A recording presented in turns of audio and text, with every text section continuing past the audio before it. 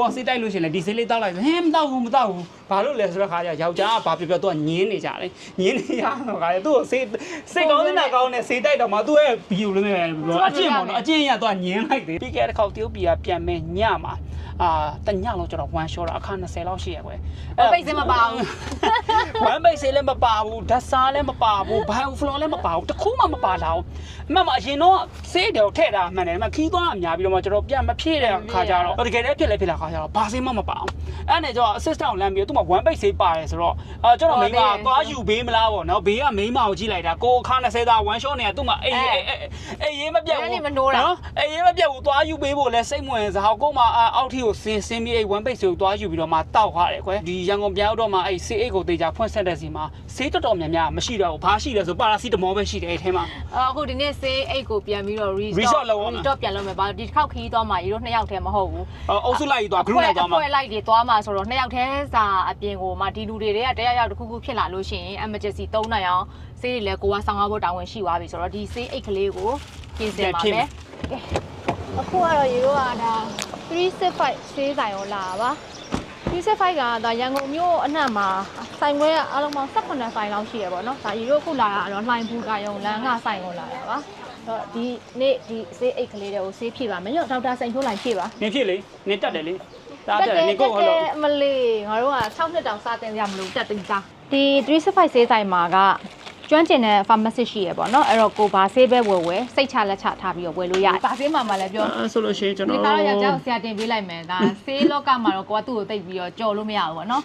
ဆရာဒေါက်တာညွှန်လိုက်ကြော်ဒါကိုဟိုဟာဆေးတောက်ပါလားဒီဟာဆေးတောက်ပါလားဟိုဟာဆေးတိုက်ပါဒီဟာဆေးတိုက်ပါသူကလှုပ်ချင်သေးရသေးလားloperamide လားအဲ့ဒါလေးပေးပါတကယ်ပန်တိုးစစ်ပေးပါနင်ငါ့ကိုပညာပြခြင်းဆိုတော့ငါမကြားဘူးတဲ့ဆေးတွေမဟုတ်ရဲ့နေရာမှလားသူကြားဖို့လို့မယ်အန်ပြောက်သေးပေးဝမ်းပိတ်စေပေးဘိုင်းနာတက်တာအပူသူတည်းရစကလုံးနဲ့အပူကြစေညောင်းလို့ရှိရင်သူကဆေးတိုက်ထိုင်းနေတာညောင်းလို့သူဆေးတိုက်ပါကိုဆေးတိုက်လို့ရှိရင်လည်းဒီဆေးလေးတောက်လိုက်ဆိုဟင်းမတောက်ဘူးဘာလို့လဲဆိုတော့ခါကျယောက်ျားကဘာပြောသူကညင်းနေကြတယ်ညင်းနေရတော့ခါကျသူ့ကိုစိတ်ကောင်းနေတာကောင်းနေဆေးတိုက်တော့မှသူ့ရဲ့ဘီယူလို့နေပြောအကျင့်ပေါ့နော်အကျင့်ရသူကညင်းလိုက်သေးတာဗမာဆေးလဲမိမလိုချင်သေးတာအားကြောင့်ကျမအပိုင်းဖြစ်သွား။ရှောက်သီးဆေးပြားလေးတွေစာကြည်သေးလေးတွေဘာမှမဆိုင်ဘူးမရှောက်ဟုတ်တယ်။ရီကကြတော့ဒီစင်တုံးမနွယ်ဖန်ပေါ့နော်။ဘယ်သွားဘယ်နိုင်ငံရောက်စင်တုံးမနွယ်မပါလို့မရဘူး။အဲ့တော့ပြီးဒီလိုရှောက်သီးဆေးပြားလေးတွေဆေးဆိုင်ဆိုလို့ရှိရင်ဒီလိုမျိုးဗမာဆေးရောအင်္ဂလိပ်ဆေးရောနှစ်မျိုးလုံးရတဲ့ဆိုင်မှာအဆင်ပြေရယ်။ तू ကအင်္ဂလိပ်ဆေးဆရာလေကိုကမြန်မာဆေးဆရာနော်။နောက်ကြံသေးတယ်ဒီမှာတို့ចောင်းသား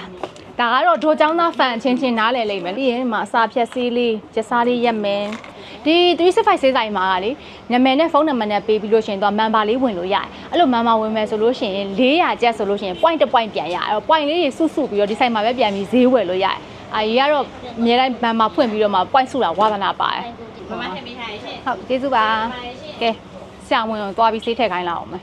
ကျွန်တော်တို့ခီးသွားမယ်ဆိုလို့ရှိရင်အဖြစ်အများဆုံးကကြတော့1 1 shot ဖြစ်တာပေါ့နော်။ဟောဒါအဲ့1 1 shot တော့ဆိုလို့ရှိရင်ပထမဆုံးဓာတ်စားပါမယ်ပြီးလို့ရှိရင် probiotic ပါမယ်ပြီးရင်1 ပိတ်ဆေးပါမယ်။ဒီ3ခုရှိပြီဆိုလို့ရှိရင်တော့1 1 shot စိတ်သက်သာရှိအစ်စ်တွေရောက်ပြီဆိုလို့ရှိရင်အစားအသောက်ကလည်းအရင်စားတာပေါ့အဲ့တော့1ပြတ်တာများတယ်။ပြီးလို့ရှိရင်အကိုက်ခဲကြောက်စီအရင်ရေးကြည့်ရပါဆိုတော့ခဏဖြစ်တယ်။ခေါင်းကိုက်တာကိုလက်ကိုက်တာပြီးညောင်းလို့ဖြစ်တာရှိတယ်။အကိုက်ခဲကြောက်စီဆိုလို့ကျွန်တော်2မျိုးဆောင်သွားတယ်ပါစီတမောပါမယ်။အဲ့ပြီးရှင် ibuprofen ပါမယ် ibuprofen ကနည်းနည်းပိုပြီးတော့ပြင်းတယ်။ပြင်းတယ်ပြီးလို့ရှိရင်ဒီမှာလိမ့်စေးကိုချက်ရှိတယ်တော့ခြေလုံးချက်သားတွေချက်သားနာတွေပါတော့ဆိုရင်ဒီကောက်စိတ်တွေလမ်းလျှောက်ရများညာဆိုညောင်းကိုက်နေရောအာဆေးလိမ့်မိအိတ်ပြီး allergy ထတာပေါ့နော် allergy ထတာလည်းခဏဖြစ်တယ် allergy ထတာဆိုလို့ရှိရင်ဒါလိမ့်စေးဟောလေဒီကဲတစ်ခေါက်တော့ဝဲပေါက်အမအခုဒီဒဏ်ရာတွေအကုန်လုံးကြံသွားတယ်မှာကြုံကော်ဖီခင်းနဲ့သွားလိုက်တာပြန်လဲလာရာနှစ်ယောက်လုံးဖြစ်တာဘာကောင်းကမှန်းမသိဘူးကွာလိမ့်စရာဆေးမပါတဲ့အခါကျတော့နှစ်ယောက်လုံးဒီတိုင်းပဲအကုတ်ရင်းနဲ့ဒဏ်ရာဖြစ်သွားတော့အခုပြီးလို့ရှိရင် allergy အတွက်ကိုဆိုလို့ရှိရင်ဆေးတောက်ဆေးပါထည့်ရတယ်ဟိုနှာဆေးတာဖြစ်ရာတာဖြစ်ဆိုလို့ရှိရင်ဒီမှာ string လို့ဟာမျိုးပါလို့ရှိရင်အဆင်ပြေတယ် string ဒီရက်ထက်ပြီးရင်မှာဒန်ဆန်ကကြတော့သဖုံးရောင်လာတော့ဘာလို့ခဏဖြစ်တယ်ကွာခင်းမှာဆိုလို့ရှိရင်ဒီမျိုးကိုဒန်ဆန်ပါတယ်ပါရာစီတမောဖြစ် diclofenac ဖြစ် ibuprofen ဖြစ်တခုပါတယ်ဆိုလို့ရှိရင် okay တယ်ပြီးလို့ရှိရင်အန်ကြောက်ဆေးလိုတယ်မူးရင်တောက်တဲ့ဆေးလိုတယ်ကားမူးတာသူဆိုတောင်းမူးတာအရက်မူးတာပြောအမောကောင်းရတောင်းတော့ဆိုလို့ရှိရင်တော့တောင်းနေပတ်ပြီးတော့တောင်းချေလဲရောက်တော့ကားတစ်စီးလုံးအောက်ဆင်းပြီးတော့မှအကုန်တက်စီအန်ညာ အဓိကကျွန်တော်ခီးသွားလို့ရှိရင်ရက်တောက်လို့ရှိရင်ဘိုက်အမြဲအောက်တာပေါ့နော်အဲ့တော့ဒီဆိုင်ဈေးပေါ့နော်ပန်တိုးစစ်ပါမှဖြစ်တယ်ပန်တိုးစစ်တောက်ပြီးတော့မှအရက်တောက်တာပဲဖြစ်အဆိုင်နာတက်တဲ့လူတွေအတွက်ဆိုလို့ရှိရင်လည်းပန်တိုးစစ်ကတော်တော်အလုပ်ဖြစ်တယ်ဒါဆောင်းရမယ့်ဈေးထဲမှာပါတယ်ဒါ YCBNC ကကြတော့ဗီတာမင် C နဲ့ဗီတာမင် D နဲ့သူတို့ကပြောတဲ့ဒီနှာခမ်းမှာအနာဖြစ်တာဆိုတော့ဖြစ်တာတယ်ဆိုတော့အာဆာဖြစ်လို့ရှိရင်ဒီမှာလိန်းဈေးလေးနဲ့ဒါဒီတောက်သေးနဲ့တော့ဆိုတော့အာဆာဖြစ်ပြီဆိုလို့ရှိရင်ဒီလူမျိုးထုံသေးပေါ့နော်အဲဒီလိန်းဈေးလိန်းပြီးလို့ရှိရင်ဒီ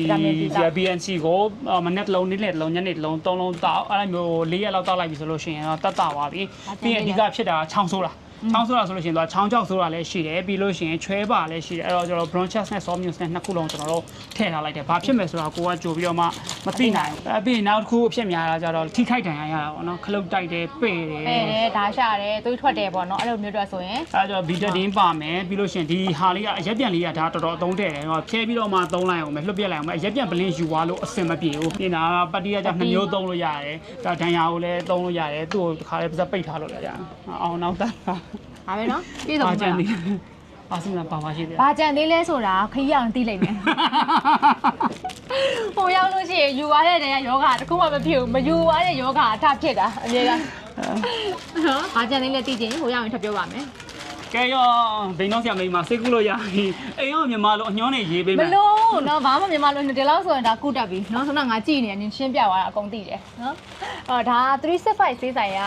ဆေးတွေကအကုန်လုံးအရေးတွေးလဲပြည့်မှန်တယ်ပြီးလို့ရှိရင်quality လဲကောင်းတယ်ဈေးနှုန်းလဲတင့်တယ်ပေါ့နော်အဲ့တော့ဒီမှာဒီလိုခီးသွားဖို့ဆေးအိတ်ကအပြည့်စုံရပြီဒီဆိုင်မှာဆေးတွေအစုံရဟိုစိန်ထိုးပစက်ကရွတ်သွားတဲ့ဆေးတွေဆိုဒီမှာမရှိရဘာမှမရှိကုန်ရှိတယ်ဆေးတွေအပြင်ကဒီမှာလူသုံးကုန်ပစ္စည်းတွေလည်းရတယ်မသွေးပေါင်းချင်းတိုင်းတဲ့ set တို့ဒီ medical device တွေလည်းဒီမှာရကုန်ရမြန်မာဆေးအင်္ဂလိပ်ဆေးအကုန်ရတယ်ပေါ့နော်ကဲအဲ့တော့ဒီတို့ကတော့ခီးသွားဖို့အားလုံးပြည့်စုံသွားပါပြီရှင်အားလုံးပဲတတပါ